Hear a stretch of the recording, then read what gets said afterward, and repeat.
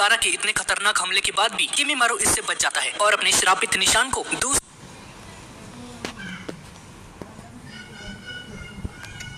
तो गाइस, जैसा कि पिछले पार्ट में हमने अभी तक देखा कि गारा के इतने खतरनाक हमले के बाद भी किमीमारू इससे बच जाता है और अपने श्रापित निशान को दूसरे स्टेज के ऊपर लेकर चला जाता है और किसी डीमन की तरह दिखने लग जाता है, उसे जिंदा और इस रूप में देखकर रॉकली और गारा हैरान हो जाते हैं। अब इसके बाद किमीमारू उन पर हमला करने के लिए आगे बढ़ता है, लेकिन गारा उसे रोकने के लिए अपने सैंड से उस पर हमला करता है, पर किमीमारू उसके सारे के सारे अटैक्स से बचकर गारा के और करीब आ जाता है। गारा अपने सामने एक ताकतवर सैंड शील्ड को खड़ा करता है, लेकिन किमीमारू उस ताकतवर शील्ड को तोड़कर गारा को एक जोरदार पंच मारता है। गारा उड़कर दूर जाकर गिरता है और तभी किमीमारू गारा को बोलता है, तुम्हारा डिफेंस तो बहुत कमजोर निकला, मैं काफी निराश हुआ। और हम देखते हैं कि गारा ने अपने शरीर को सैंड से ढक लिया था, इसकी वजह से उसे बिल्कुल भी चोट नहीं आती है। और तभी अचानक से रॉकली उसके पीछे से हमला करने के लिए आगे बढ़ता है, पर किमीमारू अपनी टेल से एक जोरदार हमला करता है, लेकिन गारा अपनी सैंड से उसे बचा लेता है। इसके बाद रॉकली सोचता है, अगर गारा बीच में नहीं आता तो शायद मैं मर जाता, मेरा शरीर अभी भी बहुत कमजोर है, इस तरह से तो मैं गारा पर एक बोझ बन जाऊंगा। तुम दोबारा बीच में मत आना, क्योंकि मैं गारा को पहले मारूंगा और उसके बाद तुम्हें। किमीमारू अपनी पीठ से एक लंबी सी स्पाइन की हड्डी बाहर निकालता है और ये देखकर रॉकली और गारा को बहुत अजीब लगता है और एक चाबुक की तरह किमीमारू उस हड्डी से गारा को पकड़ता है, पर उसकी सैंड पहले से ही उसे ढक लेती है। किमीमारू अपने लेफ्ट हैंड से एक नुकीली हड्डी निकालता है और उसे एक सख्त हथियार की तरह बना देता है। गारा,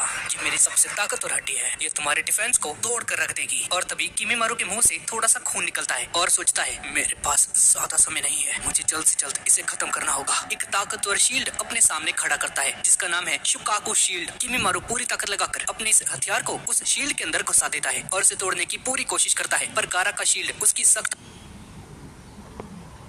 एक ताकतवर शील्ड अपने सामने खड़ा करता है, जिसका नाम है शुकाकू शील्ड। किमीमारू पूरी ताकत लगाकर अपने इस हथियार को उस शील्ड के अंदर घुसा देता है और उसे तोड़ने की पूरी कोशिश करता है, पर गारा का शील्ड उसकी सख्त हड्डी से ज्यादा मजबूत होता है और उसकी हड्डी टूटकर बिखर जाती है। किमीमारू ये देखकर सोचता है, मैंने इसे कम समझा, ये तो बहुत ज्यादा ताकतवर है। अब बताओ, इस बार मैंने तुम्हें निराश किया, लेकिन कुछ भी कहो, तुम्हारा जुत्सु बहुत अलग है, यही कागोया की खासियत है। तो तुम कागोया कबीले से हो, जितना मुझे पता है तुम्हारा कबीला पूरा मिट चुका है और तुम अपने खानदान की आखिरी हो और तुम्हारी ताकतवर है। अब बताओ, इस बार मैंने तुम्हें निराश किया, लेकिन कुछ भी कहो, तुम्हारा जुत्सु बहुत अलग है, यही कागोया की खासियत है। तो तुम कागोया कबीले से हो, जितना मुझे पता है तुम्हारा कबीला पूरा मिट चुका है और तुम अपने खानदान की आखिरी हो और तुम्हारे मरने के बाद वो पूरा का पूरा मिट जाएगा। हाँ, ऐसा हो सकता है, मेरा पूरा शरीर कमजोर हो चुका है, शायद मैं ज्यादा समय तक जिंदा ना रह पाऊँ, लेकिन तुम्हें मारने के लिए उतना समय भी काफी रहेगा, क्योंकि मैं अकेला नहीं हूँ। मैं समझा नहीं, तुम अकेले नहीं हो, इससे तुम्हारा क्या मतलब? मेरा अस्तित्व लॉर्ड ओरोचिमारू के इरादों में बसा हुआ है। ओरोचिमारू, हाँ, उसने तुम्हारा बढ़िया ब्रेन वॉश किया है, तुम बस इस्तेमाल हुए हो और कुछ नहीं। गारा एक जुत्सु करता है और किमीमारू जहाँ पर खड़ा होता है, यहाँ पर सैंड की एक दलदल जैसी बन जाती है और किमीमारू इसके अंदर धंसता चला जा रहा है। वो इस दलदल से बाहर निकलने की पूरी कोशिश करता है, पर वो जितना ज्यादा अपने शरीर को हिलाता है, वो और भी ज्यादा अंदर धंसता चला जा रहा था और किमीमारू इस सैंड के 200 मीटर नीचे पहुंच जाता है। और तभी हम देखते हैं कि किमीमारू अभी भी जिंदा होता है और गारा की उन बातों को सोचकर बोलता है, तुम गलत हो गारा, लॉर्ड ओरोचिमारू ने मुझे जीने की वजह दी है और ये तुम कभी भी नहीं समझ सकते। इसके बाद जमीन के अंदर से बहुत सारी नुकीली हड्डियां बाहर निकलती हैं। ये हड्डियां इतनी तेजी से उगती हैं कि रॉकली को लगता है कि वो और गारा नहीं बच पाएंगे, पर गारा अपनी सैंड की हेल्प से खुद को और रॉकली को बचा लेता है। और तभी पीछे से एक आवाज आती है, नहीं गारा,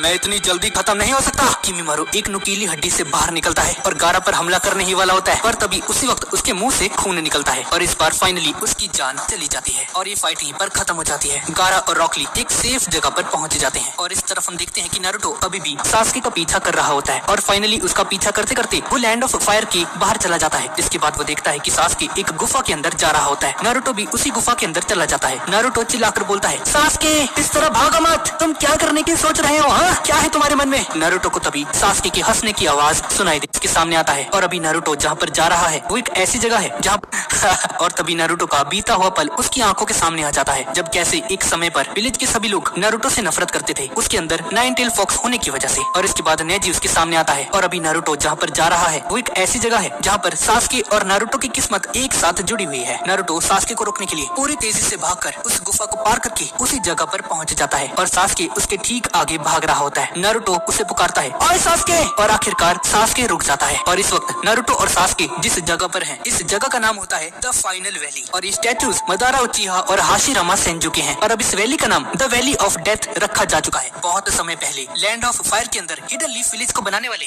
दो महान निंजास जिनका नाम है हाशिरामा सेंजू और मदारा उचिहा, जो कि मेरा फेवरेट है, उन दोनों के बीच यहाँ पर एक युद्ध हुआ था और इनके इस फाइट की वजह से हिडन लीफ विलेज का भविष्य तय होना था। और इस युद्ध में हाशिरामा सेंजू ने मदारा उचिहा को मार डाला था और इसके बाद Hashirama Senju hidden leaf village के फर्स्ट होकागे बन गए थे और स्टैचू इन दोनों की ही होती है। हाशिरामा सेंजू के स्टैचू के ऊपर नारुतो खड़ा होता है और मदारा उचिहा के स्टैचू के सासके उसे बोलता है, अच्छा तो ये तुम हो नारुतो, पक्का तुम्हें साकुरा ने भेजा होगा, मैंने तुम्हें पहले ही बता दिया था, मुझे अकेला छोड़ दो और चले जाओ यहाँ से, मैंने तुम्हें कहा ना, चले जाओ यहाँ से। नारुतो कुछ फ्लैशबैक्स को देखता है जब एकेडमी में इरुका सेंसे ने कैसे साकुरा, सासके और नारुतो को एक टीम में रखा था और जब सासके ने नारुतो को लंच ऑफर किया था पनिशमेंट मिलने के बावजूद भी, और जब नारुतो जख्मी हो गया था तब किस तरह से सासके ने हाको के सारे हमलों को अपने ऊपर ले लिया था और नारुतो की जान बचा ली थी। इन सभी चीजों को याद कर नारुतो बहुत उदास हो जाता है और सासके को बोलता है, आखिर ऐसा क्या हुआ सासके जो तुम ऐसे बन गए हो, बताओ मुझे। मैं जो भी करूँ इससे तुम्हें क्या मतलब नारुतो, मैं अपने चुने हुए रास्ते पर चलूंगा और तुम मुझे नहीं रोक सकते। लूजर, क्या कहा तुमने? आज इसी वक्त से मेरा लीफ विलेज से कोई भी नाता नहीं है। नारुतो ये सुनकर पूरी तरह से टूट जाता है और दुखी मन से बोलता है, चोजी, नेजी, शिकमारू, कीबा, रॉकली, उन सभी ने अपनी जिंदगी को दांव पर लगाया और वो भी किसके लिए? तुम्हें बचाने के लिए सासके। हाँ, बहुत बहुत शुक्रिया उन सभी का। और ये बोलकर सासके यहाँ से जाने लगता है और तभी नारुतो को शिकमारू की एक बात याद आती है जो उसने मिशन शुरू होने से पहले बोली थी। हाँ, तो मिशन शुरू होने से पहले मैं तुम सभी को कुछ बताना चाहता हूँ। सासके के साथ मेरा कोई करीबी रिश्ता नहीं है, बल्कि मुझे तो वो पसंद भी नहीं है, पर सासके एक लीफ निंजा है हमारी तरह, वो हमारा ही एक साथी है और उसकी हेल्प करने के लिए मैं अपनी जान की बाजी भी लगा सकता हूँ, क्योंकि ये हमारा तरीका है, हमारे विलेज का तरीका है। तुम सभी ने अपना काम बहुत अच्छे से किया, इसके लिए तुम्हारा बहुत बहुत शुक्रिया, लेकिन अब मेरी बारी है। और तभी पीछे से नारुतो कूदकर सासके पर हमला कर देता है और उसे जोरदार पंचेस मारता है, जिससे कि सासके के मुंह से खून निकलना शुरू हो जाता है। और तभी नारुतो एकदम गुस्से से बोलता है, सासके, क्या तुम्हारे साथियों की जिंदगी कुछ भी नहीं? अगर मैं तुम लोगों के साथ रहूंगा तो मैं कभी भी ताकतवर नहीं बन पाऊंगा, इसलिए मैं ओरोचिमारू के पास जा रहा हूँ। नारुतो, साले बोलने से पहले थोड़ा सोच लिया कर, तुम्हें पता भी है ओरोचिमारू ने हमारे विलेज के ऊपर हमला किया था और उसने हमारे थर्ड होकागे की जान ली है, और तुझे लगता है वो तुझे फ्री में ताकत देगा? वो सिर्फ तुम्हारी बॉडी को चाहता है। मुझे किसी की परवाह नहीं नारुतो, मेरा मकसद ही मेरे लिए सब कुछ है। तो नहीं मानेगा तो ठीक है, मैं जबरदस्ती तुझे यहाँ से लेकर जाऊंगा, समझ गए तुम? अच्छा, तो तुम्हें ऐसा लग रहा है। सासके की बोलने के बाद वो नारुतो को अपने एक ही हाथ से ऊपर उठा देता है और उसके पेट में एक जोरदार पंच मार बिना किसी दर्द के आसानी से यूज कर सकता है। सासके अपनी इस पावर को देखकर बोलता है, ये क्या अचानक से इतनी ताकत? मैंने जितना सोचा था ये तो उससे भी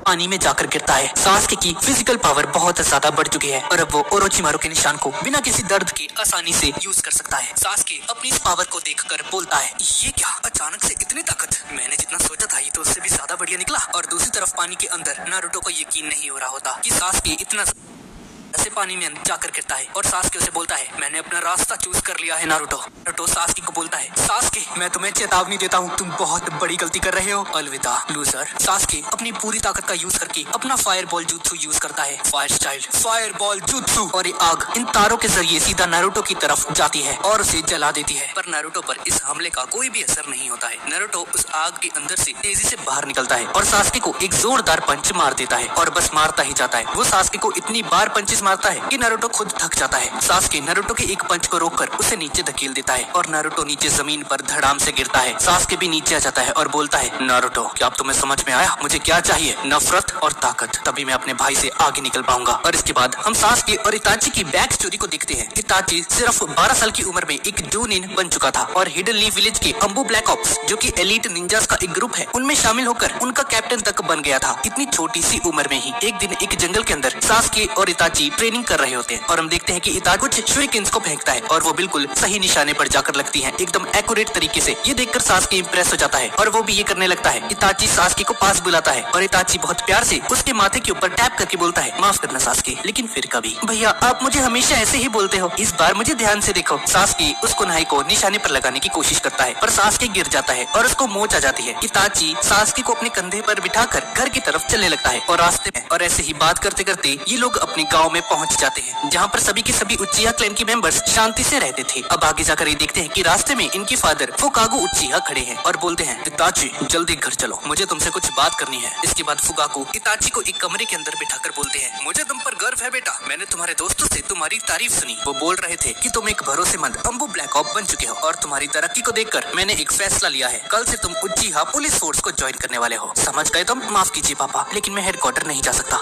ये क्या बकवास कर रहे हो तुम? सासके की एंट्रेंस सेरेमनी है और हम उसे मिस नहीं कर सकते। अच्छा ठीक है, मैं कल सास्के को लेकर एकेडमी जाऊंगा, लेकिन कल तो मैं हेडक्वार्टर्स जाना ही होगा। दरअसल एकेडमी के अंदर बहुत सारे बच्चों का एडमिशन हो रहा है और उन बच्चों में सास्के भी होता है। और जैसा कि फुगाकू उचिहा ने कहा था, वो सास्के की एंट्रेंस सेरेमनी में दाखिल होते हैं। फुगाकू सास्के के कुछ टीचर्स से मिलता है और सास्के को इताची की तरह बनने के लिए फोर्स किया जाता था। सास्के अपनी पूरी मेहनत करता है ताकि अपने बड़े भाई से आगे निकल सके। सास्के अपनी पूरी कोशिश करता है, लेकिन फुगाकू को सास्के पर बिल्कुल भी यकीन नहीं होता कि वो इताची जितना ताकतवर बन सकता है कभी। एक दिन सास्के गार्डन के अंदर बैठकर अपने फादर को, तुम हमेशा मेरे प्यारे छोटे भाई ही रहोगे। और तभी उनके घर के दरवाजे के पास एक आवाज आती है, इताची उचिहा, क्या तुम घर पर हो? हमें तुमसे कुछ बात करनी है। तुम लोगों को चिल्लाने की जरूरत नहीं है। क्या हुआ है? कल 2 लोग असेंबली मीटिंग में नहीं आए थे, उसमें से एक थे तुम और दूसरा था शिसुई। जरा बताओगे कि तुम कल क्यों नहीं आए? हाँ, कल मैं एक मिशन पर गया था, इसलिए मैं मिशन पर नहीं आ पाया। तो ठीक है, क्या तुम्हें पता है शिसुई उचिहा ने कल रात को नदी में डूबकर अपनी जान दे दी है। और जहाँ तक हम जानते हैं कि शिसुई तुम्हारा करीबी दोस्त है ना इताची?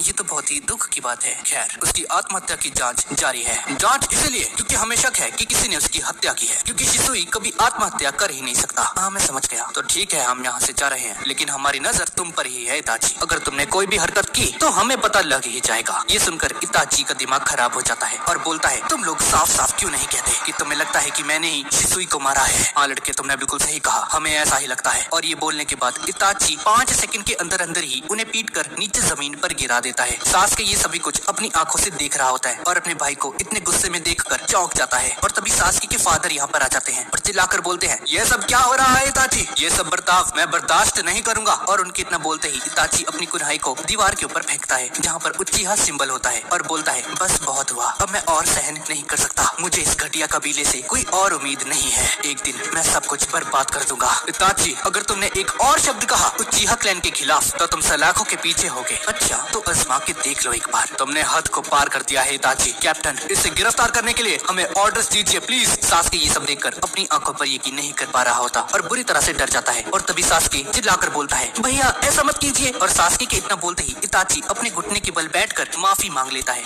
मैं अपने कहे गए शब्दों के लिए शर्मिंदा हूँ, मुझे माफ कर देना प्लीज। मैंने शिसुई को नहीं मारा है। और इताची के इतना बोलने के बाद ना चाहते हुए भी फुगाकू और उसके पुलिस के मेंबर्स और देखता है कि उसके भाई का शारिंगान बदल कर कुछ ऐसा बन जाता है, मांगी की शारिंगान। और देखकर वो बुरी तरह से डर जाता है। अब थोड़ी देर बाद रात हो जाती है और सास्के सोते हुए सोचता है कि जिस शारिंगान आंखों को उसने आज देखा था वो दरअसल है क्या। और उस इंसिडेंट के बाद इताची और फुगाकू के बीच में एक दरार आ जाती है। और इसके बाद फुगाकू सास्के को ट्रेनिंग करने के लिए बाहर लेकर जाता है और पहली बार उसे अपना फायरबॉल jutsu सिखाता है और बोलता है, ये हमारे क्लैन का एक फंडामेंटल jutsu है। इसे करने से पहले तुम्हें एक हैंड साइन बनाना होता है। फिर अपने चाकरा को अपने सीने के अंदर इकट्ठा करो और फोकस करके अपने गले में ताकत से उसे बाहर निकालो। समझ गए सास्के?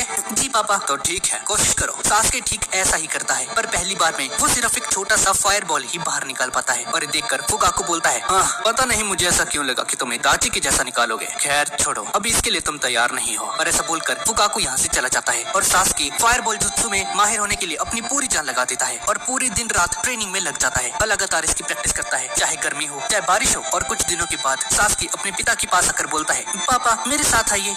नहीं, मुझे अभी काम है। पापा प्लीज एक बार मेरे साथ तो आइए प्लीज। सास्के फुगाकू को लेकर उसी नदी में पहुंच जाता है और इसके बाद हैंड साइंस बनाकर फायर स्टाइल फायरबॉल जुत्सु। और आखिरकार इतनी कड़ी मेहनत के बाद सास्के एक बड़ा सा फायरबॉल बाहर निकाल देता है। और उसे देखकर वो सास्के को बोलते हैं, शाबाश बेटा, तुमने बहुत बढ़िया किया। बस इसी तरह से कड़ी मेहनत करते रहो और अपने खुद के रास्ते पर चलो। और ऐसा बोलकर फुगाकू यहाँ से चला जाता है। उनके मुंह से तारीफ सुनकर सास्के को बहुत ज्यादा अच्छा महसूस होता है